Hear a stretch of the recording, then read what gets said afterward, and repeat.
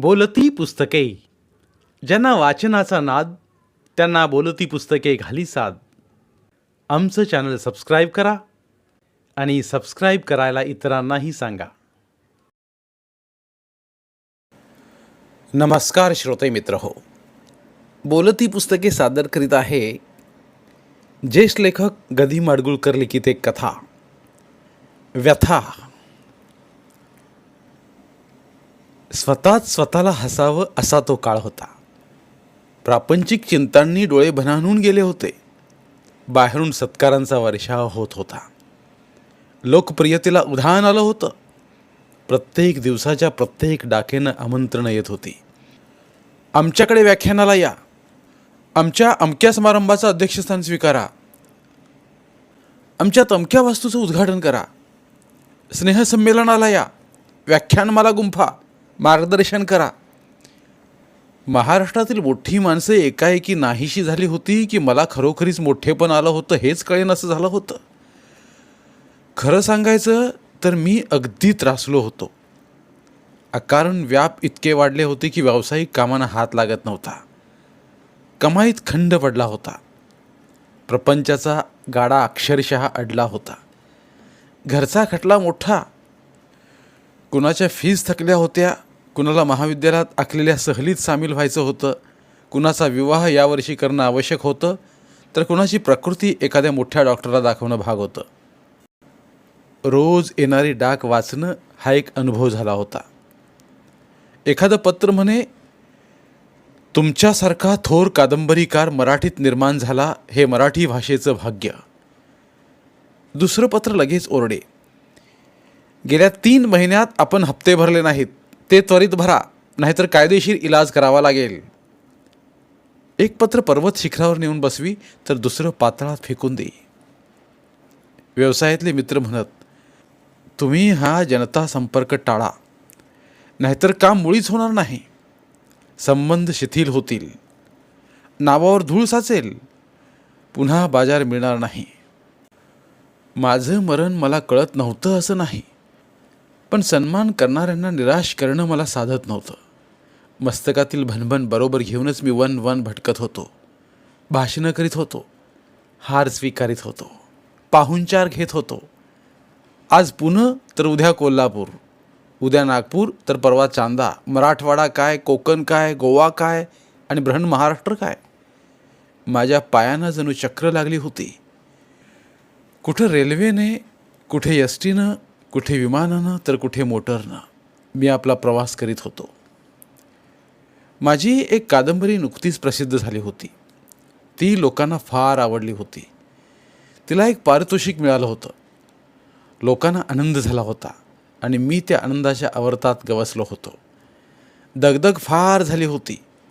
प्रकृतीही कुरबुर करू लागली होती. आता कुठेतरी थांबणं भाग होतं. दूर कुठे राणीखेत उटकमंडला जाणं अशक्य होतं. नानाजीचा तुटवडा होता.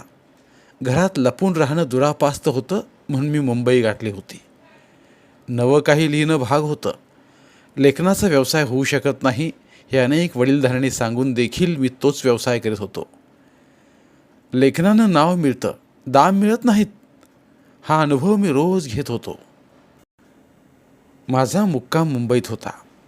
मराठेतर लोकांच्या वस्तीत एका पुराण्या वास्तूत 7व्या मजल्यावर. इमारतीला लिफ्ट नव्हती. शेजारी सिंधी पंजाबी होते. माझ्या फ्लॅटमध्ये मी अगदी एकटा होतो. लग्नाच्या आधी होती तसली राहणी मी आपणहून पुन्हा पत्करली होती. अर्धवर्ष व्यर्थ गेलं होतं. आता काम केलं नाही तर अवस्था भयप्रद होणार होती. हे माझं मला दिसत होतं. मी एखाद्या आश्रमीय विद्यार्थ्यासारखं स्वावलंबन स्वीकारलं होतं. पहाटे लवकर उठत होतो. थंडगार पाण्यानं स्नान करीत होतो. उदबत्त्यांचा जुडगा जाळून वातावरणात सुगंध उत्पन्न करण्याचा प्रयत्न करीत होतो. डोक्यातला धूर बाहेर निघत नव्हता. पडसं पिकलं म्हणजे नागपुड्यात चोंदतात तसा मेंदू चोंदून गेला होता. टेबलावरचे कागद कोरे करकरीत राहत होते. निर्मितीच्या बैठकीवर बसून मी परत चिंताच करीत होतो. मनाचं ओढाळ गुरु चौखूर सुटत होतं. त्याला पकडता पकडता जीव मेटाकुटीला येत होता. क्षणकाल ते सापडल्यासारखं वाटे, दोरखंड लावण्याच्या वेळी मात्र पुन्हा हिसका मारून धावत सुटे. मनाई होती त्या कुरणातच मन मुराद सरत होतं. आपण अकारण लेखक झालो. नुसत्या सन्मानावर काही मनुष्य आयुष्य जगू शकत नाही. कलावंताच्या कलंदर वृत्ती मला परवडण्यासारख्या नाहीत. नियतीनं टाकलेल्या जबाबदाऱ्या सांभाळल्याच पाहिजेत. प्रपंच चालवला पाहिजे. मुलींची लग्न केली पाहिजेत. मुलांना शिक्षण दिलं पाहिजे. पत्नीची हौस पुरवली पाहिजे. आप्तांची विचारपूस केली पाहिजे. यातली एकही गोष्ट माझ्या हातून ठीकपणे पार पडेनाशी झाली होती. मी वैतागलो होतो. स्वतःवर संतापलो होतो. बरोबरीची माणसं कुठल्या कुठे गेली होती. कुणाकडे हरितक्रांती झाली होती. कुणी रजताच्या राशीवर बसला होता. कुणी राबता राबता अधिकार पदावर आला होता. कुणी राजकारणात रमला होता. सारे जण कमवीत होते. धनिक झाले होते. ज्या वयात माणसाला काही स्वास्थ्य असणं आवश्यक त्या वयात मी मात्र खंक होतो. रंक होतो. काम केल्यावाचून या अवस्थेत सुधार घडण्यासारखा नव्हता. काम होत नव्हतं. प्रत्यक्ष जगात पराभूत असलेलं मन कलेच्या प्रांतात शिरायलाच सिद्ध नव्हतं. आजकाल मराठीतले लेखकही धनिक झालेत. नाटककारांनी हवेल्या उठवल्या आहेत. लोकनाट्य लिहिणाऱ्यांना सहस्त्रावधी रुपयांची प्राप्ती केवळ स्वामित्व म्हणून होत आहे. काही साहित्यिक भारतीय चित्रपटसृष्टीत गेले आहेत. ते चैनीत आहेत. गाड्या उडवीत आहेत. आठवड्याला परदेशच्या वाऱ्या करीत आहेत. मी तेवढा वेळ उरलो आहे. या स्थितीतून डोकं वर काढलं पाहिजे. लिहिलं पाहिजे. अव्याहतपणे लिहिलं पाहिजे अशी गरज होती. पण मी लिहू शकत नव्हतो. चिंता करीत होतो. चिंताच्याच गुंत्यात अडकलो होतो मी. चिंता करणं हा एकच चाळा मनाला आणि डोक्याला जडला होता. ऑक्टोबर महिना. मुंबईचा विलक्षण उष्मा. सारख्या घामाच्या धारा लागत होत्या. पंखा बाफडा फिरत होता. पण त्याची अवस्था माझ्या लेखनशक्तीसारखी झाली होती. तो फिरत होता पण वारेची एक देखील रेघ उमटत नव्हती. उमटली तरी उष्म्याच्या गिचमिरीत तिचा पत्ता नव्हता. अजूनही माझा हात कामाला लागत नव्हता. संदर्भ ग्रंथ शिणले होते. कोरे कागद विटले होते. झरणीचं टोपण मिटलं होतं. माझ्या डोक्यात चिंता मातल्या होत्या. लिहिणं मुळीच साधेना. तेव्हा मी उठलो. पलंगावर आडवा झालो. झोप येणंही अवघड होतं. गाढ झोप ही अनुभूती मी अलीकडे विसरल्यासारखाच झालो होतो. काहीतरी वाचावं म्हणून उशागती असल्या तिपाईवरचा एक ग्रंथराज उचलला. ते वाल्मिकीय रामायण होतं. उघडलं गेलं ते पान वाचू लागलो. रामायण भारताचं वैशिष्ट्य हेच की त्यांचा रस कधी सरत नाही. वाचन सुरू झालं. मी त्यात रमलो, गुंगलो. माझ्या चिंतांचा मला थोडा वेळ विसर पडल्यासारखा झाला. पानामागे पान वाचावंसं वाटू लागलं. गद्यात भाषांतरित केलं ते महाकाव्य वाचताना मी समरसलो.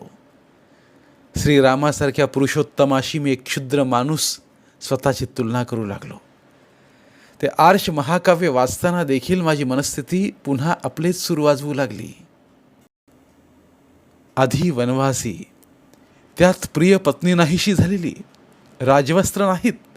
हत्ती घोडे नाहीत. रथ नाही. पालखी नाही. पदाती नाहीत. निराश अवस्थेत श्रीराम आपल्या भावाबरोबर वनोवनी भटकत पंपा सरोवर येथे पोहोचले. तिथे शबरी नांदत होती. बिल्लीनी. राम स्वतःला दुर्दैवी माणूस समजत होते. शबरीला वाटत होतं आपल्या अंगणात प्रत्यक्ष परमेश्वर आला. तिनं श्रीरामाला आश्रमात नेलं. षोडशोपचारे त्यांची पूजा केली. शबरीचं हे अगाध प्रेम रामाला मनोभावानं स्वीकारता आलं असेल का? स्वतः राम दुःखाने गांजलेले होते. प्रत्यक्ष पत्नीच एका राक्षसानं हरण करून नेली होती. तिचा पुनर्लाभ होणार की नाही ते माहीत नव्हतं. गहिवरल्या स्वरात श्रीरामच लक्ष्मणाला म्हणाले होते, लक्ष्मणा, ही गोदावरी नदी देखील माझ्या प्रियेची ठाव ठिकाणा सांगत नाही रे.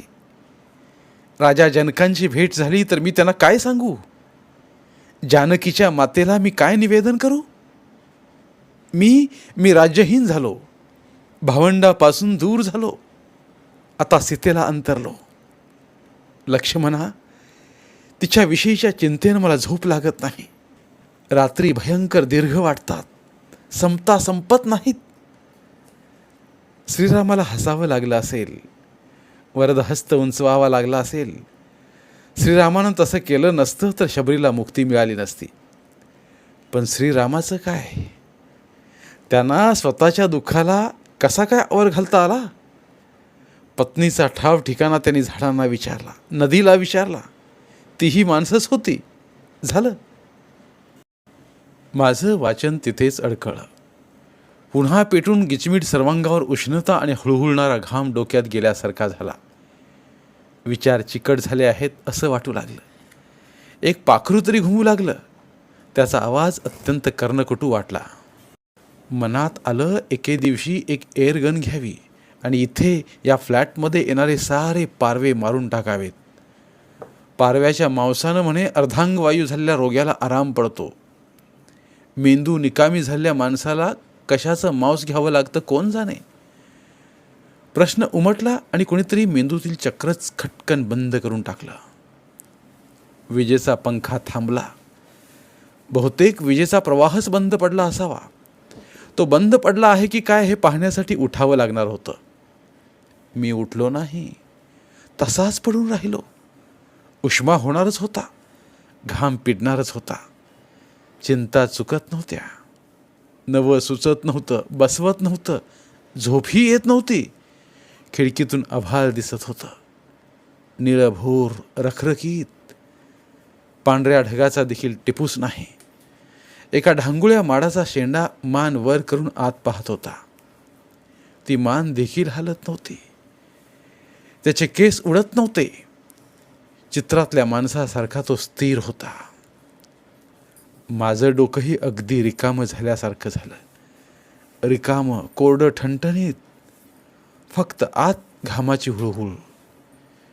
इतक्यात किर्र किर्र असा आवाज झाला. थांबलेला पंखा पुन्हा स्वतःभोवती फिरू लागला. त्याचा आवाज का व्हावा एवढंच माझ्या डोक्यात आलं. डोक्यातूनच कुणीतरी दोऱ्या ओढल्या आणि माझे ओठ अलग झाले. मलाच हसू आलं. डोरबेल वाजली. तिचा तो आवाज होता. तो पुन्हा पुन्हा होत राहिला. दाराशी कुणीतरी आलं होतं. मुंबईचे भिकारीही मोठे मिजाजखोर असतात. मजले चढून वर येतात, डोरबेल वाजवतात.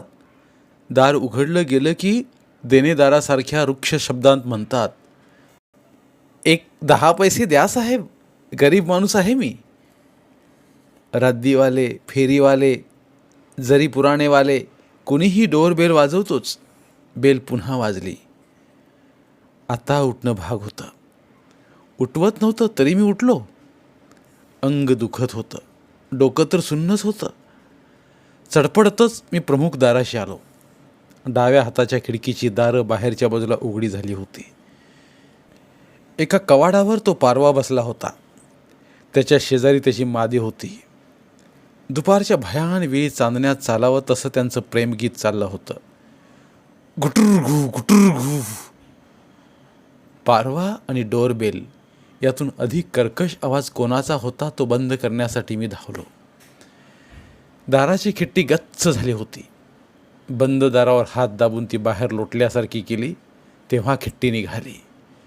दारं खाडकन उघडली तशी पारवली पंख फडकावीत उडावी दूर गेली. मी समोर पाहिलं. दाराशी एक सुंदर स्त्री उभी होती. तिचं सौंदर्य सौम्य होतं. त्याला लावण्याचा भपकारा आला नाही. सोनचाफ्याच्या फुलासारखा मंद सुवास दरवळला. तिची अंगकांती सोनचाफ्यासारखीच होती. बरीच चढण चढल्यामुळे ती जरा थकली होती. श्वासाची गती थोडीशी वाढली होती. पण आपण दमलो आहोत हे तिनं दर्शविलं नाही. लपविण्याचा प्रयत्न केला.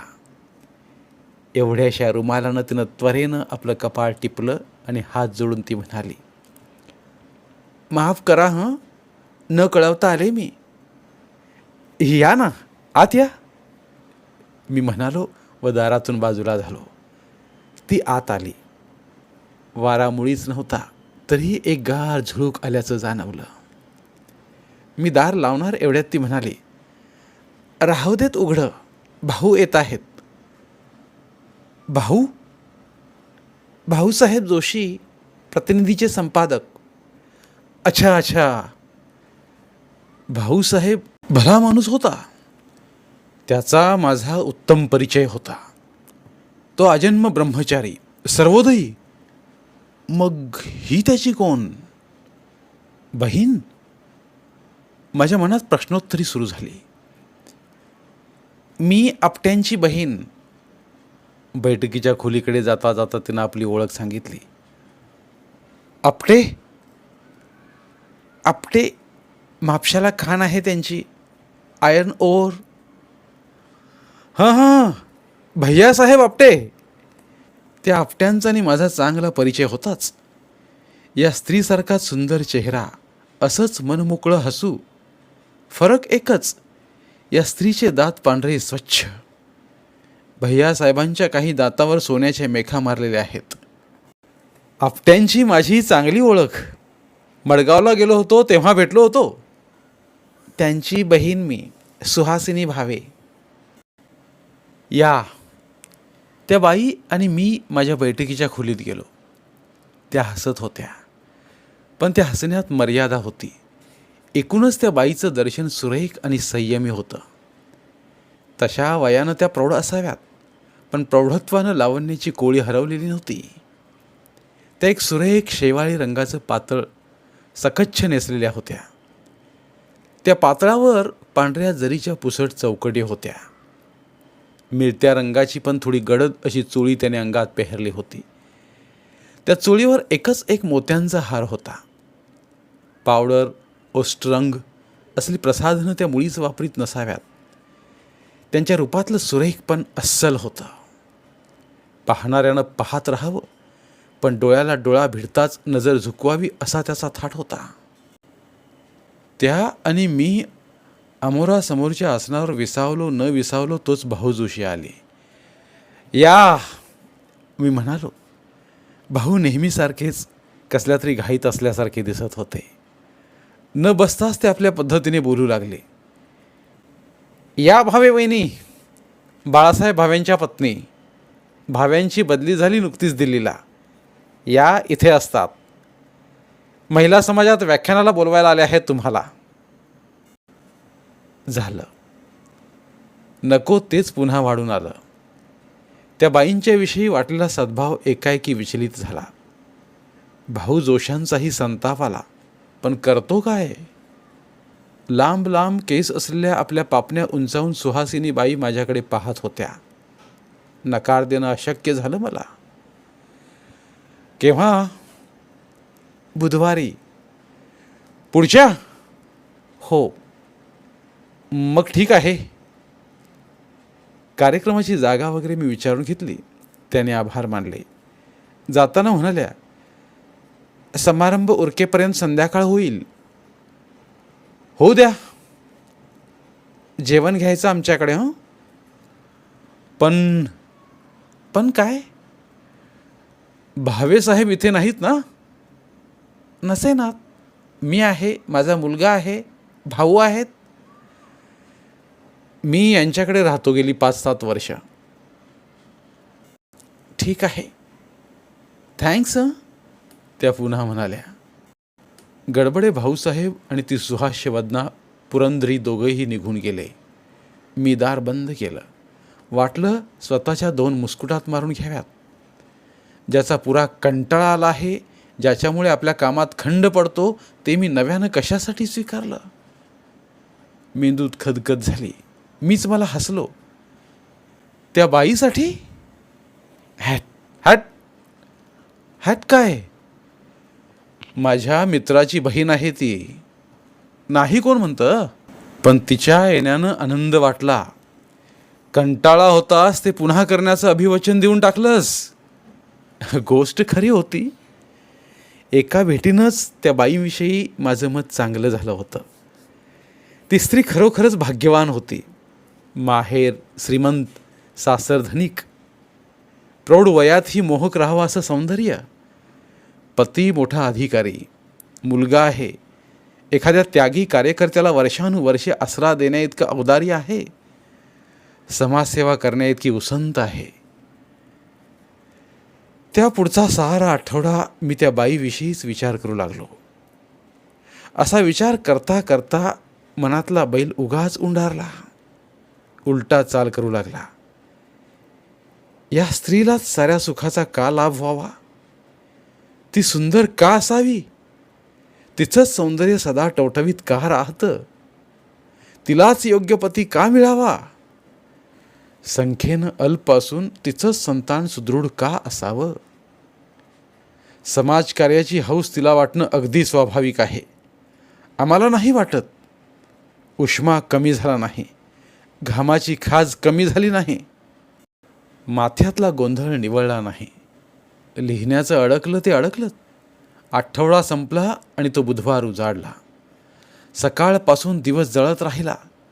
संध्याकाळची राख देखील उष्णतेचाच धूर ओकत होती. ठरल्यावेळी सुहासिनी बाई आपली गाडी घेऊन मला नेण्यासाठी आल्या. भाऊही बरोबर होते. मी कपडे करून तयार होतो. स्वतःवर चढपडतच होतो. पुन्हा असले कार्यक्रम स्वीकारायचे नाहीत अशी प्रतिज्ञा पुन्हा पुन्हा करीत होतो. भाव्यांची गाडी भली मोठी, लांब लचक, आरामशीर होती. मला त्या प्रौढ पौर्णिमे शेजारी बसावं लागलं. तोच व्यवस्थितपणा, तोच विनय, तीच प्रसन्नता, साऱ्या वागण्याला तोच एक सोनचाफी सुगंध. आमच्या सभासदांना फार आनंद झालाय, सुहासिनीबाई म्हणाल्या. मी उगीचच भुया वर केल्या. आपण येत आहात म्हणून. बोलण्याची एक पद्धत आहे झालं. नाही आपलं सारं साहित्य वाचतात त्या. ठीक आहे. मी बोलणं वाढवलं नाही. त्याही मग हातातल्या छोट्या रुमालाचा उंदीर बनवण्यात गुंगून गेल्या. ते सभागृह म्हणजे एक प्रमदवनच होतं. समाजातल्या उच्च घरातल्या 500-600 स्त्रिया त्या ठिकाणी जमल्या होत्या. साऱ्यांचेच वेश मोहक होते.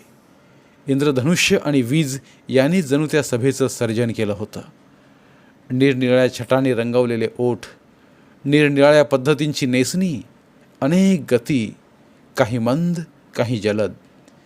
कुणाच्या अवघ्या हालचालींनाच नृत्याची लय, कुणाची गती मंथर तर कुणाची मोहक. तो कोलाहलही श्रवणीय होता, ती गती दर्शनीय होती. सुहासिनीबाई त्यांच्यापैकीच एक होत्या, पण त्यांच्यापेक्षा वेगळ्या होत्या. औपचारिक भाषणं झाली आणि मी नेमका तोच विषय बोलण्यासाठी निवडला. स्त्रीनं सुंदर राहावं, पण प्रदर्शनीय दिसण्याचा प्रयत्न करू नये. विषयाच्या ओघात मी खूप काही बोललो. कदाचित 4 वाक्य काव्यात्मकतेचाही रंग घेऊन झरली असतील. सभा प्रसन्न होती. मीही खुशीत होतो. चिंता विरल्या होत्या. सभेच्या आधीच्या गोष्टी आठवत नव्हत्या. पुढे घडणाऱ्या गोष्टींचा विचार मनात मुळीच नव्हता. कॉफी पानाच्या वेळी अनेक स्त्रियांनी येऊन मला धन्यवाद दिले. सभा यशस्वी झाली. भावेबाईंनी एक निश्वास टाकला. कार्यकर्त्यांचा निरोप घेऊन आम्ही त्यांच्याकडे निघालो. तीच मोटार, तीच प्रौढ पौर्णिमा, तेच मंद हसणं, तोच विनय. मोठी दिसते संस्था तुमची. मी उगीचच विचारलं. मोठी म्हणजे? मुंबईत 1ल्या क्रमांकाची. या अध्यक्ष झाल्यापासून काम फार वाढलं आहे. किंडरगार्टन स्कूल निघालं संस्थेच्या मालकीचं. मोठी लायब्ररी आहे. ड्रॉइंगचे, बाटिक पेंटिंगचे वर्ग आहेत. तो हॉल संस्थेचाच. भाऊ बोलत राहिले. पण आता सोडणार आहे मी अध्यक्षपद भाऊ, सुहासिनी म्हणाल्या. का? मी विचारलं. जमत नाही. न जमायला काय झालं? सुस्थिती आहे, उसंत आहे, अंगात चैतन्य आहे. समाजसेवा हे तुम्हा लोकांचंच काम. असं बोलावं असं माझ्या मनात आलं. मी बोललो मात्र नाही. तुम्हाला कोणी जाऊ देणार नाही भाऊ कौतुकानं म्हणाले. भाव्यांचा बंगला तर अतिशय मनोहर. चहूबाजूनं उत्तम बगीचा, मध्ये बैठीच पण नव्या धर्तीची इमारत. सर्वत्र कमालीची स्वच्छता, फाटक उघडणारा माळी देखील स्वच्छ कपड्यात होता. बागेतले रस्ते स्वच्छ, हिरवळीवर पाण्याचा शिडकावा, फुलांचा दरवळ, दिव्यांचा झगझगाट मुळीच नाही. गाडीतून उतरून आम्ही बंगल्यात प्रवेश केला तेव्हा सुहासिनीबाईंचा मुलगा स्वागतासाठी पुढे झाला. मुलगा अगदी मातृमुखी. असंच हसणं, तोच विनय. BSc करतोय, भाऊनी माहिती दिली. वाह, मी उद्गारलो. या ना, तो मुलगा म्हणाला. आम्ही क्षणकाल बाहेरच्या दालनात बसलो. भिंतीवरची चित्र, भूमीवरचा गालिचा, साऱ्या वस्तूत बाईंचे शालीन व्यक्तिमत्व दृगोच्चार होत होते. सिगरेट्स विझवण्यासाठी ठेवलेली भांडी देखील कलात्मक होती. पाठीवर पोकळी असलेली एक पितळीची बेडकी तर मला फार आवडली. सिगारेट ओढायच्या आधी ती बेडकी मी उचलली व तिचे डोळे चाचपू लागलो. बेडकीच्या डोळ्यांच्या जागी कसले तरी बटबटीत मणी बसवले होते. छान, मी बोललो. आईनं आणली ती बेडकी ग्वाल्हेरहून. उत्तम आहे हं. मुलाला आईविषयी अत्यंत आदर आहे हे तेवढ्यातल्या तेवढ्यात मला जाणवलं. वैतागी मनानं एकाएकी आवडीच्या झाडावर कुऱ्हाड उगारली. सारीच सुख या एका स्त्रीला का बहाल करून टाकली परमेश्वरानं? सुस्थिती नसती तर ही कशी उत्तम घर बांधू शकली असती? कशी काय इतकी व्यवस्था ठेवू शकली असती? आयुष्य निश्चिंत आहे म्हणून कलाप्रेम जिवंत आहे. मी निश्चिंत असतो तर काही अनमोल साहित्यिक सर्जन केलं असतं मी. पण मला चिंता आहेत. त्या चिंतांची कुणी पर्वाही करीत नाही. माझ्या व्यथा मी उरात कोंडायच्या. लोकांना हसत सामोरं व्हायचं, ते कसं जमणार? आतून घंटीचा मधुर आवाज आला. सौभाव्यांचा मुलगा उठून उभा राहिला आणि नम्रपणानं म्हणाला, चलायचं. आम्ही 4च जण जेवायला बसलो. भाऊ, मी, सुहासिनीबाई आणि त्यांचा मुलगा. नोकरानं वाढण्यास सुरुवात केली. आम्ही टेबलावर जेवत होतो, पण खापराच्या बशात नाही. चांदीची ताटं, चांदीच्या वाट्या, प्रत्येक पदार्थ रुचकर लागत होता. माझ्याच्यानं राहवलं नाही. श्रीखंड फार छान झालाय हं. आईनं केलंय स्वतः, सुहासिनीबाईंचा मुलगा म्हणाला. त्या माझ्यासमोर बसल्या होत्या. आता एवढ्यात त्यांची मुद्रा उगीचच बावरल्यासारखी झाली होती. मुलगा बोलला त्याच्याकडेही त्यांचं लक्ष नव्हतं. भावे मोठे भाग्यवान गृहस्थ दिसतात, मी म्हणालो. निसंशय, भाऊ म्हणाले. हे ऐश्वर्य, अशी पत्नी, असा मुलगा. आतून कुणाच्या तरी रडण्याचे स्वर आले. सुहासिनीबाईंच्या मुद्रेवर एकाएकी कसले तरी ढग आल्यासारखे झाले. त्यांची अस्वस्थता मला जाणवली. त्यांचे ऊर उगाचच धपापू लागले. दोन्ही उरोजांमध्ये असलेल्या केवड्याच्या पानदुमडीवर दव तरारलं. त्यांनी काही खून केली की काय न जाणे. त्यांचा मुलगा एकाएकी टेबलावरून उठला. बेसिनजवळ जाऊन त्यानं हात धुतले, घाईनं कोरडे केले व तो आत पळाला. काय हवं आपल्याला? स्वतःला सावरीत त्याने मला विचारलं. वड्या आवडल्या कोथिंबिरीच्या? वड्या घे रे रघुनाथ, त्यांनी वाढणाऱ्याला विचारलं. पण मुलगा उठला का? गेला कुठे? हा प्रश्न मी विचारू शकलो नाही. भाऊही उगीच गंभीर झाल्यासारखे झाले. मला काहीच बोध होईना. पुन्हा आतून तसलाच आवाज आला. आवाज रडण्याचा नव्हता, ओरडण्याचा होता. पण तो माणसाचाच होता की आणखी कुणा प्राण्याचा होता ते कळेना. आता मात्र त्या प्रौढ पौर्णिमेवर काळे ढग आले. खुर्चीतल्या खुर्चीत ती अस्वस्थ हालचाल करू लागली. हवं ते घ्यायचं हं. मी लाजतो थोडाच.